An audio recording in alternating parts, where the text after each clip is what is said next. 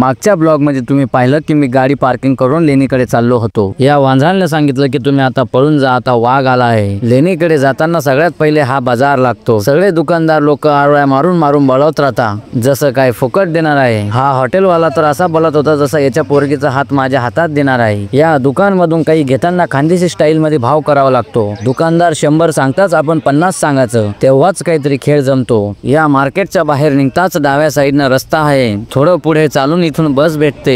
इथून लेणी अजून 2 किलोमीटर आहे। बस मध्ये बसासाठी आम्ही सगळेच लाईनीत उभे राहिलो, पण हा डॉगेश भाई लाईन सोडून उभा होता। थोड्या वेळात आमचा पण नंबर आला आणि बस मध्ये बसलो। थोड्याच वेळात आम्ही पण या दगडाजवळ पोहोचलो ज्याच्यावर अजंठा गुफा लिहिलं होतं। इथून मध्ये जाताना सगळ्यांना चेक केलं जाते, पण मला काही चेक केलं नाही, कारण पहिले इथे मी झाडू मारायचं काम करायचो। बाहेर येताच या खिडकीतून तिकीट काढून घेतले। गार्डन मधून चालत थोडं पुढे आलो। हे वांद्र अजून वाघाले हलक्यातच घेत आहे वाटतं। लेणीकडे जायचे 2 रस्ते होते, एक पायऱ्यांवाला, दुसरा बिना पायऱ्यांवाला। आम्ही बिना पायऱ्यांवाला रस्त्याने निघलो, कारण आमच्या सोबत सगळे थकणारे लोक जास्त होते। इथून तिकीट चेक करून आम्हाला मध्ये सोडलं। या लेणींमध्ये गौतम बुद्धांच्या जीवनाचे काही दृश्य दावण्यात आले आहे। त्या काळात काही टेक्नॉलॉजी नसताना सुद्धा त्या लोकांना ही लेणी कशी कोरली असेल हा प्रश्न पडतो। सगळी लेणी फिरून झाल्यानंतर आम्ही धबधबाकडे निघालो। इथून थोडं पुढे जाऊन अजून एक हायेस्ट पॉइंट आहे। या पॉइंट वरतून तर हा नजारा पाहून तर मन असं प्रसन्न होऊन गेलं। चला तर मग तुमची रजा घेतो आणि हा ब्लॉग इथंच संपवतो।